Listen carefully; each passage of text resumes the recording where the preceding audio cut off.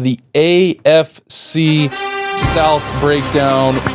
Last week was a good one. We got some good comments on 49ers, on the Cardinals. I was going to say the people actually agreed with our Cardinals take that they will be, a bit better than the league really is thinking. They're one of the teams that I'll be paying attention to a lot this year, and I hope they're healthy because they've got a lot of fun players. But on to the AFC South. I think first team is the Texans, and I think they didn't necessarily. They changed a lot in an area where you don't necessarily want a lot of change, which is their offensive line. And so the Texans were really hurt last year, you could say. I mean, they had a lot of injuries. Stroud was dealing with, I'm pretty sure, a shoulder injury, and apparently that is still acting up this offseason. So there's a lot of questions around the Texans. And to have, honestly, your the best team in the division, per se, right now, is sitting at 9.5 wins on the year. And so this division, quite honestly, even more maybe than the NFC West, wide open. Yeah, it's a pretty weak division. I will say what I do really, really like what the Texans did is their receivers. They had a really good draft. The two receivers that they got out of Iowa State, the Jalen Higgins and Jalen Knoll, very good. I think. Well, they also traded a 7th for Christian Kirk as well, and they needed this because Tank Dell is not. I don't think he'll play at all this year. He shredded his knee. You still got Nico, and we know how good Nico's been, especially the past couple of years. Oh man, if he can stay healthy, top 10 receiver in the league. Yeah. Definitely. Their receiver core, though, if it all kind of plans out, I don't think Christian Kirk is terrible either. He was just hurt. I mean, he's been hurt. He's a good receiver when he's on the field. Yeah, and Dalton Schultz is a good tight end. Yeah, but the biggest question, Nick Chubb too. They're running back tandem now, and Mixon and Chubb I love. But the biggest thing, I saw this all year last year with my team, offensive line is the catalyst. It gets everything going, and so they made some moves. I'm not familiar with their center Jake Andrews, but they signed 2 guys on the left side. They went and got, I think they're both 1-year deals, Cam Robinson at left tackle and then Laken Tomlinson at guard. I just need to see it. I need to see it, but they're still the best team in the division, I think. Their defense is nasty. They've still got, that pass rush last year was great. I like their head coach, too. I love D'Amico Ryans. Yeah. And so they've got a lot of guys. And, Derek Stingley's one of the best corners in the league. Jalen Petre's a really good nickel. And so they've got players, and their schedule, honestly, I was looking at the AFC South schedule. It's not pretty. I don't know if you have it pulled up right now, but the Texans, for instance, they start at LA, and then they have to play Tampa Bay. But then, they go at Jacksonville versus Tennessee next. The division game's always tough. Then at Baltimore, they have Seattle, San Francisco, Denver, and then obviously, Jacksonville, Tennessee, but Buffalo. They play Kansas City, the Chargers. It's not an easy schedule at all. No. And so, honestly, after looking at that, 9 wins sounds like it wins you the division damn near. If all of these teams are playing those guys, it's... Well, if 9 wins wins you the division, you get a home playoff game. Which I still think is stupid. And you've played probably a lot of playoff teams with the schedule you have. Yes. So it could shake out to be a pretty favorable if they can, win the division and win some of those games. You're looking pretty good, as in, hey, we've got a good team that's been tested, that's been through some of these teams that we're going to have to play. Let's go out and play some ball. Yep. At the same time, though, I don't think it's crazy to say that another team out of this division could win. Yeah. Seriously, Texans' schedule's rough. And yeah, that is their first place schedule. So the other teams aren't going to have to play, I would guess, not Buffalo or Kansas City, which is... But we'll see. I think next team... playing Buffalo and Kansas City in the regular season. And they're within 2 or 3 weeks of each other as well. Near the end of the year, when both of those teams are, pushing towards the playoffs, you're going to get their best football done. But yeah, they had a good draft. I think they also traded for C.J. Gardner-Johnson as well in the secondary. So they've got guys, but offensive line, and I think C.J. Stroud staying healthy with his shoulder. I think those are the 2 biggest things. But on to the next team right now, the Colts. I think we were supposed to have AJ on, and he's working a football camp down in Miami right now. Oh, he's going to be bummed. Yeah, I know. He had a lot to say. We haven't talked to him before. Last time we talked to him was before the draft, I think. He had a lot to say, so I will try and do some due diligence for him. But go ahead and you get it started. What do you think about the Colts? Look, the Colts, I think their biggest question mark every year is the most important position. Is the most important position on the football field. It's not a good recipe. It's your quarterback. Yeah. You signed Daniel Jones, great, whatever. But Anthony Richardson, he's shown good football before. Daniel Jones, the guy that you drafted, top 5. Still one of the youngest guys. Still one of the youngest. Everything that's come with him, and then you're hurt again. Yeah, the season's not even started, and in my opinion, your one X factor that you have is running the ball and being physical. You can't do that with a shoulder injury. No. And we saw what that did to him last year. So to me, you've now taken away this just pure athletic, strong, built, muscular, looks the part of what you want in a quarterback, and it's gone now to where. The reality of it is you can't throw the ball very good, and that's been shown. I don't care how many more times you're going to say, and we're going to say that, no, he can do it. And at some point, if you can't do it, you can't do it. And he's coming into year 3 now? This is his 3rd year? Yeah. Getting close to somewhat of a contract year, he's hurt especially for quarterbacks. He's always been hurt. Checked out on his team on 3rd downs, like we kind of joke about. What I mean by that, like with him being hurt, is he can't develop. You can't develop when you're not on the field. Yeah. So it's not a good mix at all. No. And they had another team that I thought had a good draft. They have a good roster, but again, they do have a good roster. They have a really good roster, but quarterback is like the biggest. It just shows that quarterback is. This is a quarterback league. Yeah. It's like you look at their depth chart. Like, I mean, there's not a single hole there. And especially after their offseason that they had. They just signed Charvarius Ward, great corner, probably top 15 in my opinion, maybe even top 10. But safety Cameron Bynum from the Vikings, another dog. And then they went and got, Khalil Herbert as a backup running back. And then Tyler Warren fell to them in the draft. So now they finally have that guy, and they took the Ohio State pass rusher. I'm not even going to try and pronounce his last name, but... I mean, they've got so many. Their linebackers are good too. Their secondary was good before they added that, Ward and Bynum. Their receiving core is, really good. Their O-line's always been good for the most part. Yeah. Ever since Luck decided to retire. They're missing one piece, and unfortunately, it just sucks that it's the most important position on the field. Yeah. And this also speaks to why they went and got Daniel Jones, to where they looked at it and they go, can't trust him. If we need someone, at least we know Daniel Jones could do what we tell him to do and try to manage the game the best he can. Yeah. Because like you said, we've seen flashes of Daniel Jones being They made the playoffs. The first year that Dable was with the Giants and Daniel Jones was the starter all year, they made the playoffs. So you can't tell me that the talent's not at least a little bit there.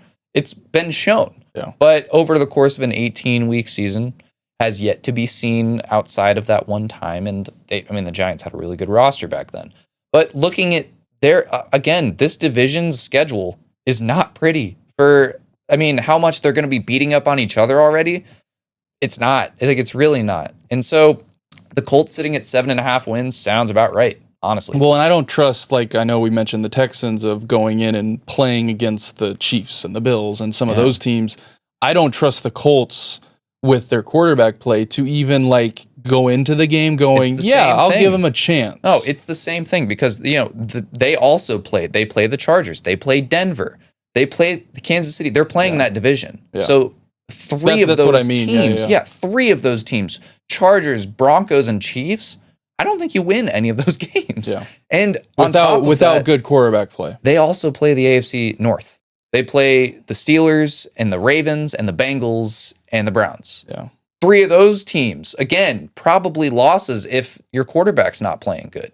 Sorry, AJ, I'm tapping out on the Colts. I know, and it sucks because, like I said, I think AJ would agree. I mean, I've heard it from him that it's their quarterback is what is holding them back, and it sucks. I think it's going to suck, especially this year, because you're going to look at this roster and you're not going to know why that they're playing so bad, why they're playing so bad outside of quarterback. Yeah. That is going to be the only reason, I think. And quite honestly, it's going to be another situation where it's going to be either Richardson's fault or the head coach's fault.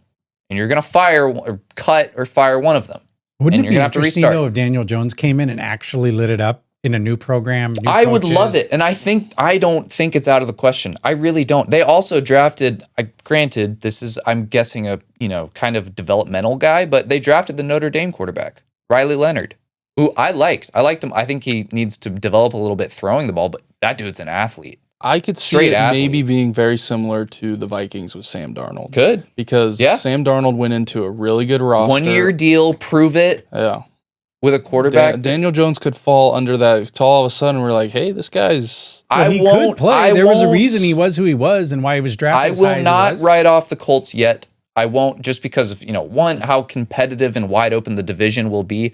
They could very well be the team that ends up squeaking out 8 or 9 wins and, takes the title. Yeah. But you got to see it first. I honestly would say that outside of the Texans, this is the most complete roster on that in that division. And so another good one, really.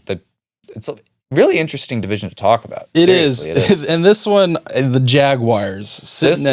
We were at the draft when this trade, the big thing that kind of started this whole conversation with them. Sitting at 7.5 right now. Also 7.5. You trade Christian Kirk, like we mentioned. Yeah. You cut Evan Ingram. Gabe Davis, I don't think was the best. Their offense is going to look really different. And new head coach, Liam Cohen. Yeah, and you just think about kind of what Tampa was for the past couple years on offense. Oh, they moved the ball. That's, I would assume, is what the Jaguars are going to try to emulate. Oh, yeah. And I don't think Trevor's a bad quarterback. No, he's not. He hasn't been what people thought he was going to be yet. When it comes to this division, I think Trevor is the quarterback. Him and Stroud are the two that I trust the most within this division. Right now. I think Travis Hunter is going to bring a lot of value to that team. Did you see the comments that their GM said yesterday? I did not. So he apparently thinks that Travis Hunter has what it takes to play both sides, both ways the entire time. And he said it will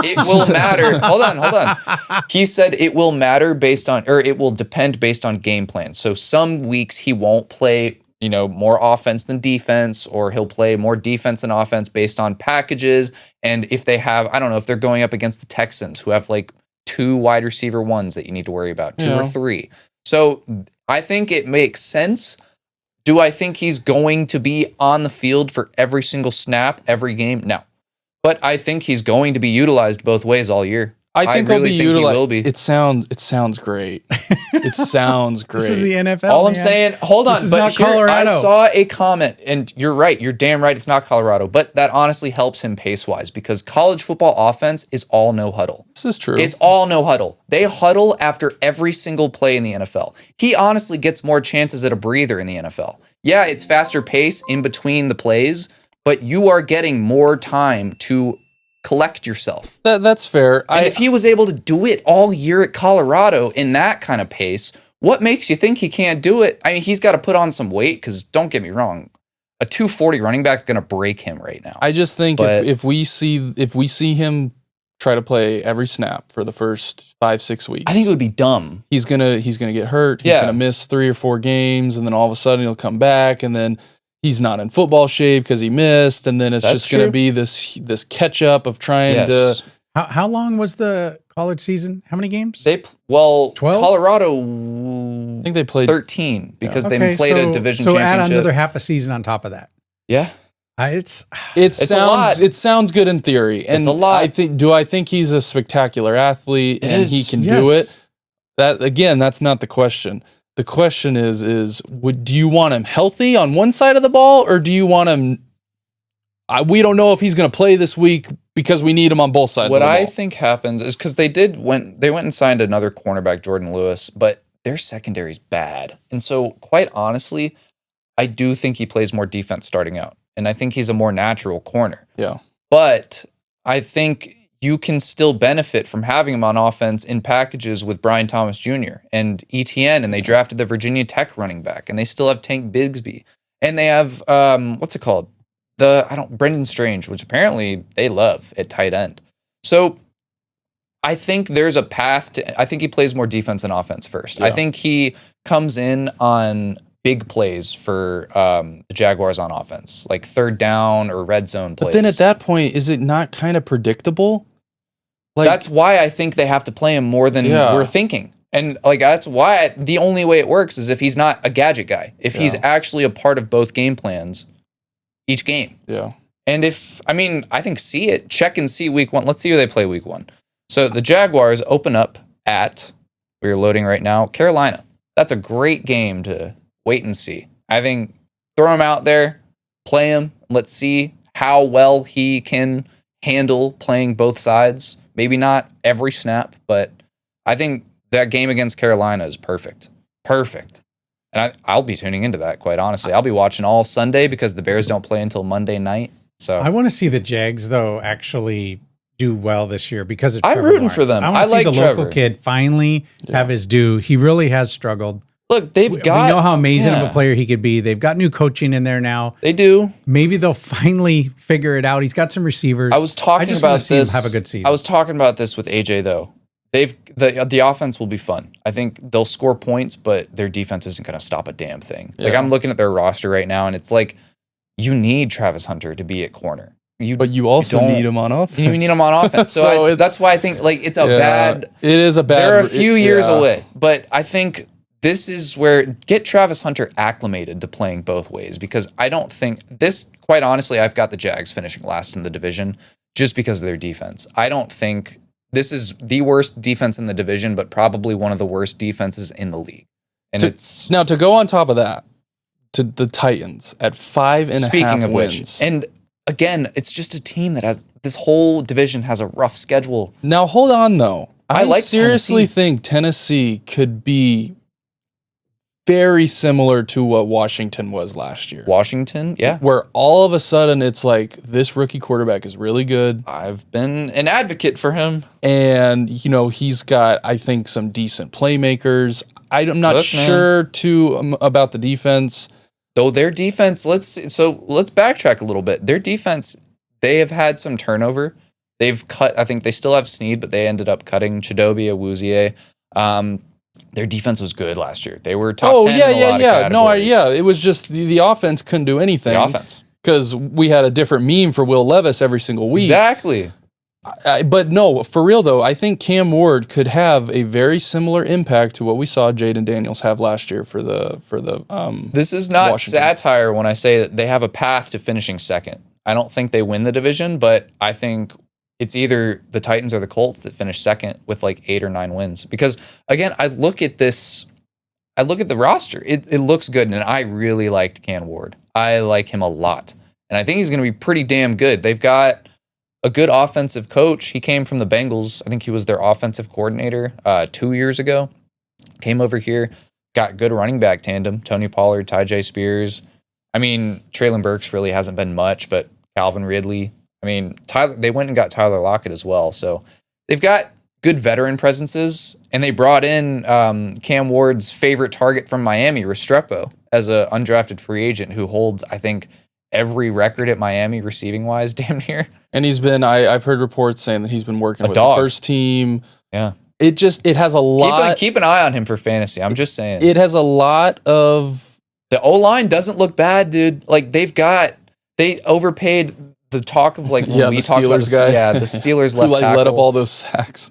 So that's bad, but those other 4 positions are good starters on the O-line. And so realistically, maybe that's why they overpaid for the left tackle, because all the 4 are good. And so you can, I don't want to say you can compensate for him, but a little bit. A couple double teams on the left side with Skoronski, who's a really good guard.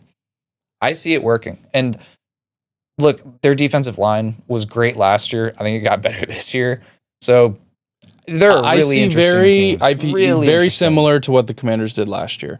They signed some veteran guys to where it was like, why are you doing that? He's old. You want to know what, dude? Because they finished last year in their division, they've got the easiest schedule. So yeah, they open up at Denver. They've got Los Angeles, the Rams, but the Colts. I think all of those division games are wide open. Like I think they could beat the Texans. I think they could split with all of them, if not sweep one of them. But playing Arizona, which better team, but playing Vegas, New England. These are games that are going to be competitive. And Cleveland, Jacksonville, New Orleans. There's a path to them finishing second. They're like dead ass. There is.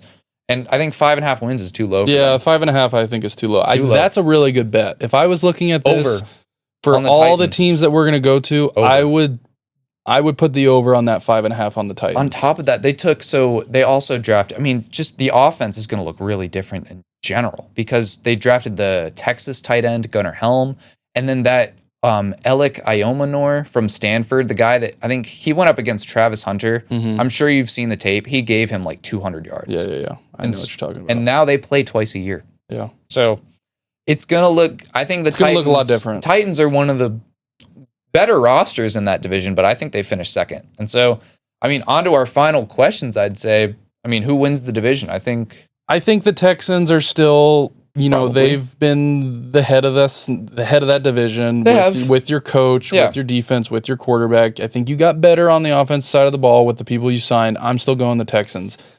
I don't think it's crazy to say that a coin flip is up for the last 3 spots between the Titans, Jaguars, and Colts. Yeah. I wouldn't surprise me, like we just got done saying, if the Titans end up being there because they have the easiest schedule and because they got better. This quarterback could be a very similar product to what Jaden Daniels I really think Cam Ward's going to be damn good. So if I had to guess and if I had to put him in a list, this is why this stuff is fun. I'll go Texans at 1. I'm going to say the Titans at 2. I'm agreeing with you. I'll go Jaguars at 3 and Colts at 4. AJ. I don't trust the quarterback.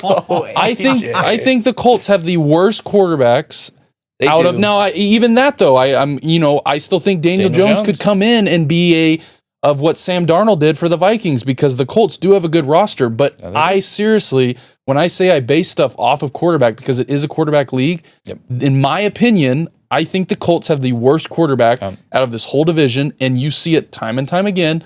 That is just not a good recipe for winning your division or winning games. No. So that's why I have the Colts. Now, I could very well eat my words, and Daniel Jones could be great if Richardson doesn't play because of the roster he has. But right now, I'm going Texans. I'm going to say the Titans just because I like their quarterback. I'm there too. And I'll go, who did I say? Jaguars. I'll go Colts. Jaguars, Colts. I'm the same as you, except I flipped the Colts and Jaguars. I think the Jaguars defense is going to be just their downfall all year. And I think the Colts have too good of a roster to not at least win 7 games. And so I think realistically, our next question, how many teams make the playoffs? It's only going to be the division winner. Yeah, it's and it has been the case for this division for a while, I think. So, it's just the Texans making the playoffs. I mean, the best roster, best team, hardest schedule, but they've got the team to go up against it. They've proven it, too. And I think, definitely. But Tennessee is the team to watch in that division, and I think a lot better than 5 wins, I think. Yeah. Maybe not a lot. That's a really good bet. To me, 5.5 wins? 5.5 wins for a Texans team who just got a brand new quarterback that are saying generational talent. I like that. I like that bet a lot. I like them. So, well, that will wrap up AFC South division